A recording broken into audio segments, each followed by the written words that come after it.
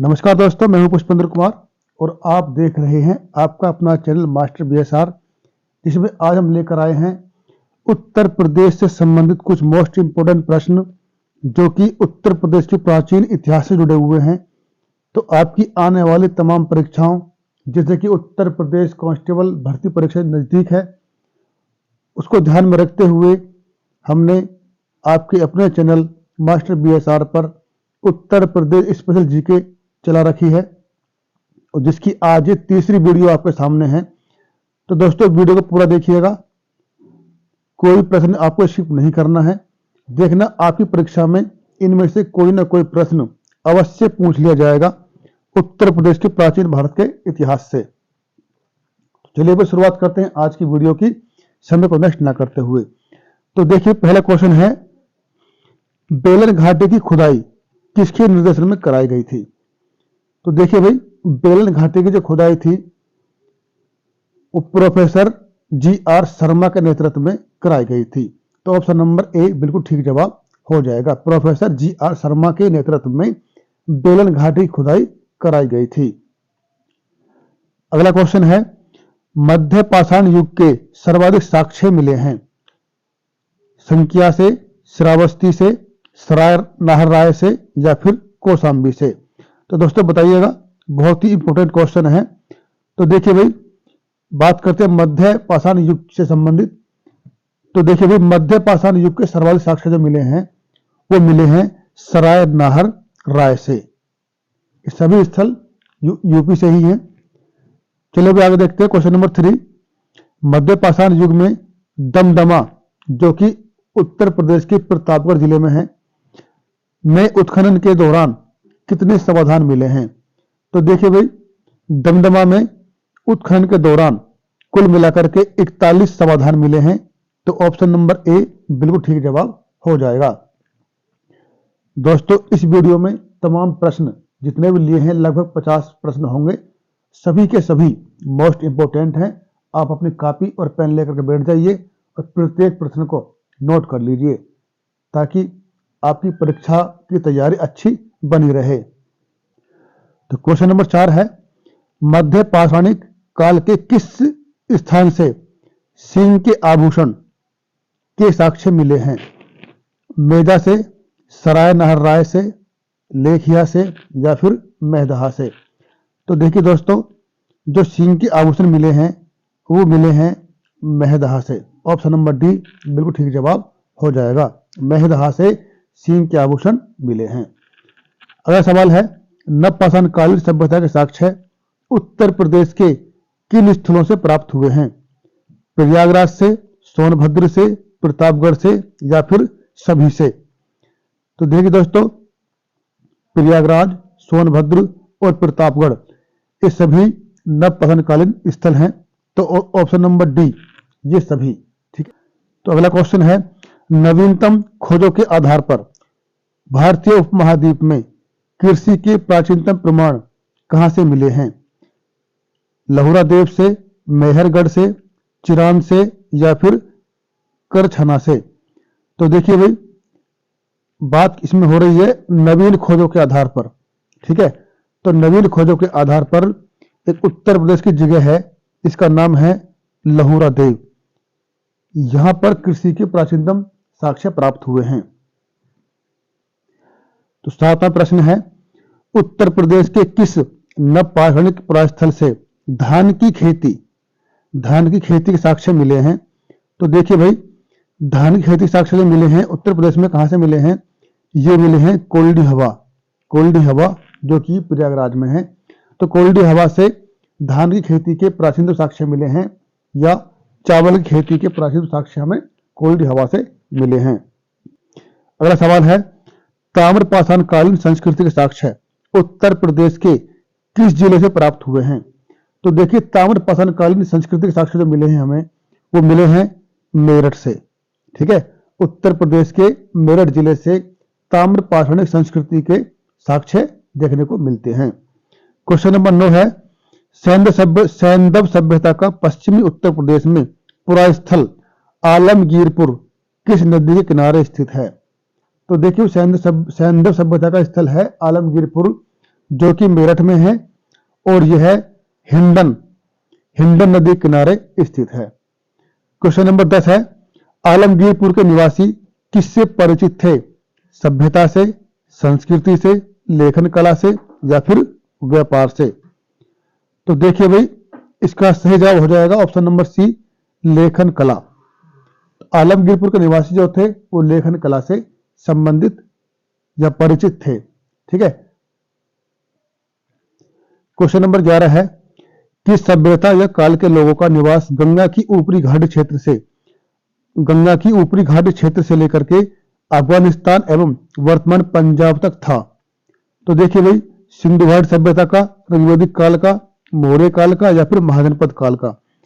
तो देखिए भाई, इसका ठीक जवाब हो जाएगा ऑप्शन नंबर बी, ऋग्वैदिक काल।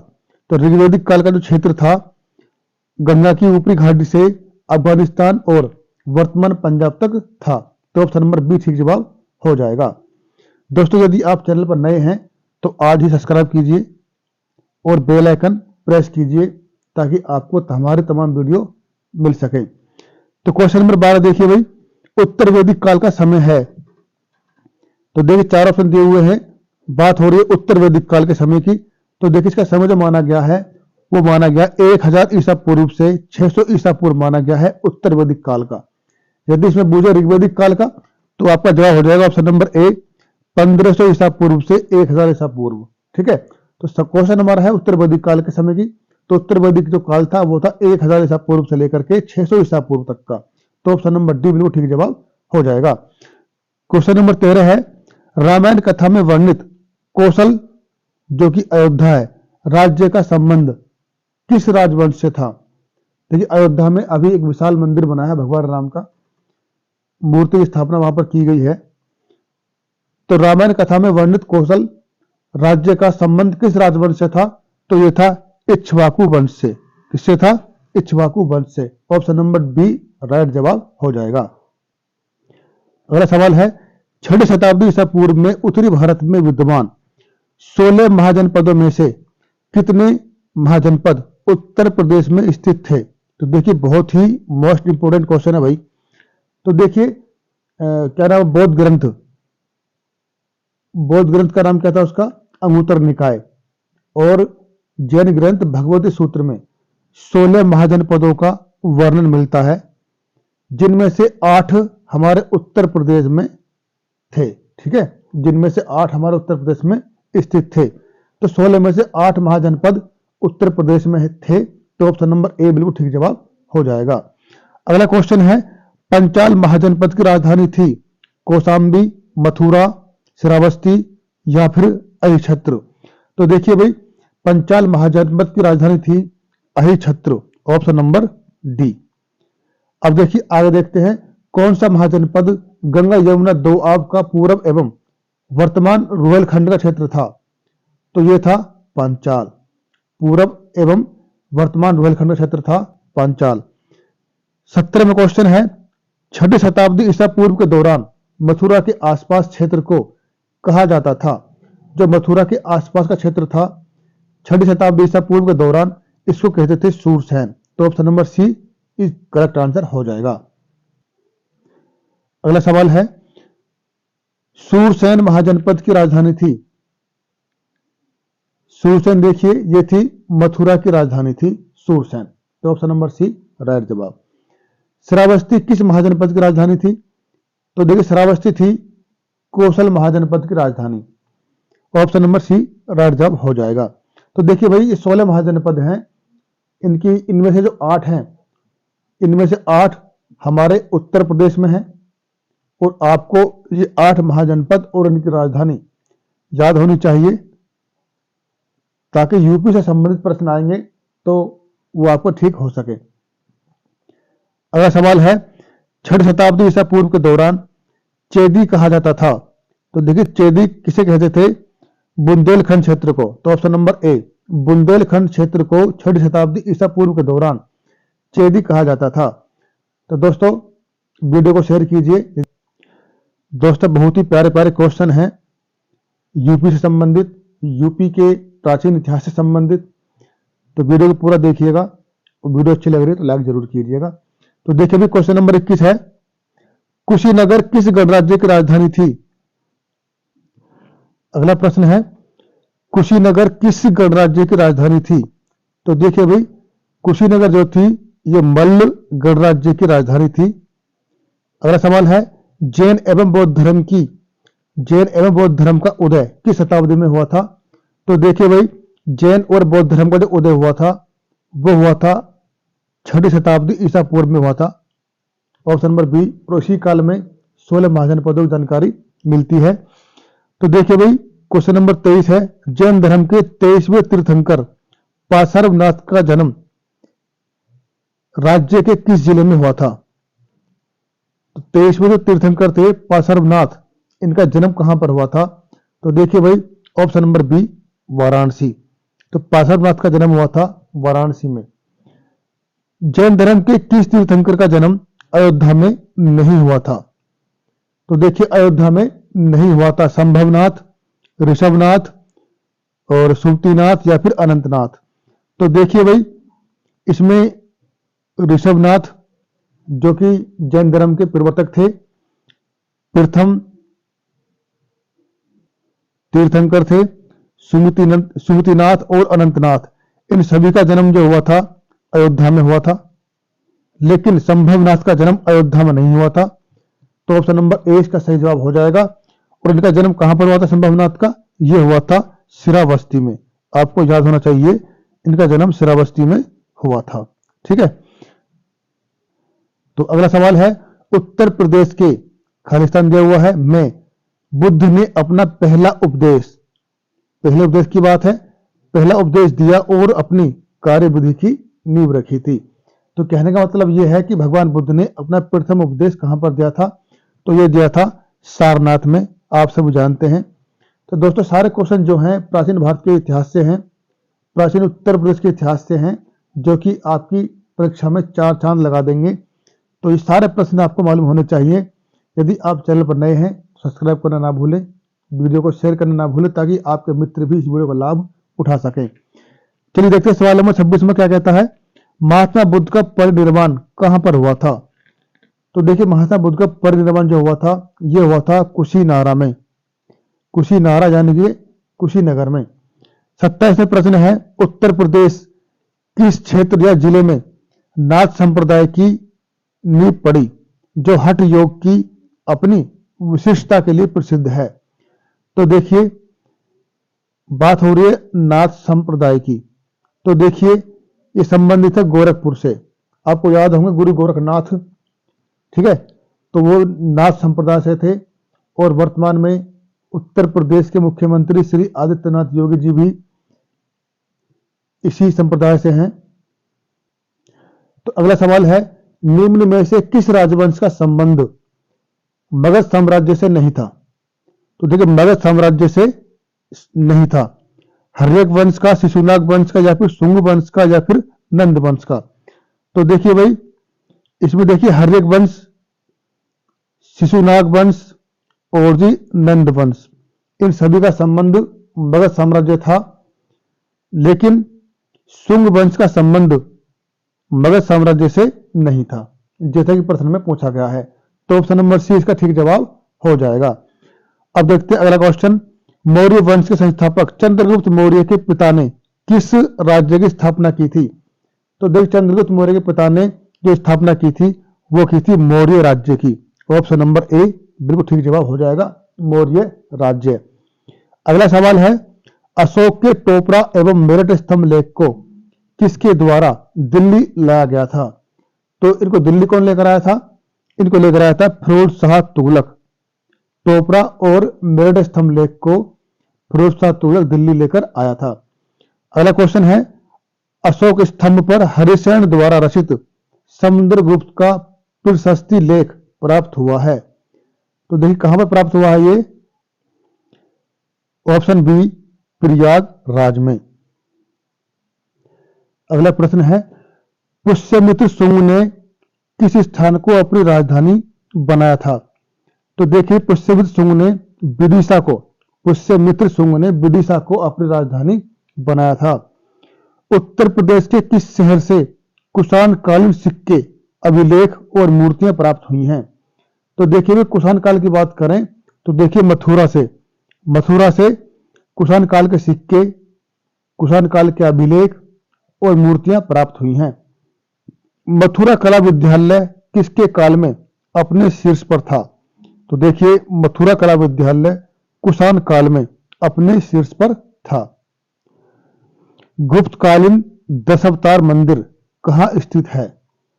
तो देखिए भाई गुप्तकालीन दशावतार मंदिर जो है ये देवगढ़ में है, देवगढ़ ललितपुर जिले में। ठीक है, उत्तर प्रदेश के ललितपुर जिले में देवगढ़ में स्थित है दशावतार मंदिर।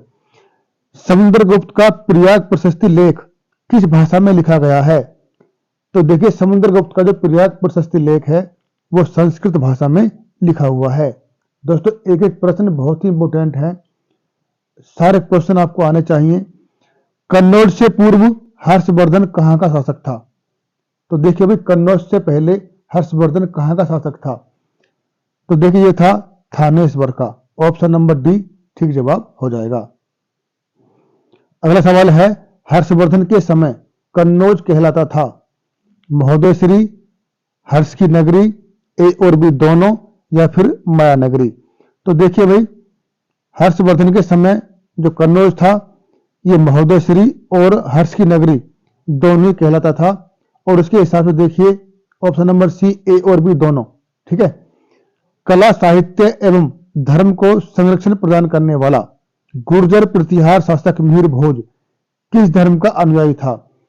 तो मिहिर भोज जो था किस धर्म से संबंधित था? तो देखिए ऑप्शन नंबर सी ये वैष्णव धर्म से संबंधित था। तो अगला क्वेश्चन है महमूद गजनबी ने कन्नौज पर कब आक्रमण किया था?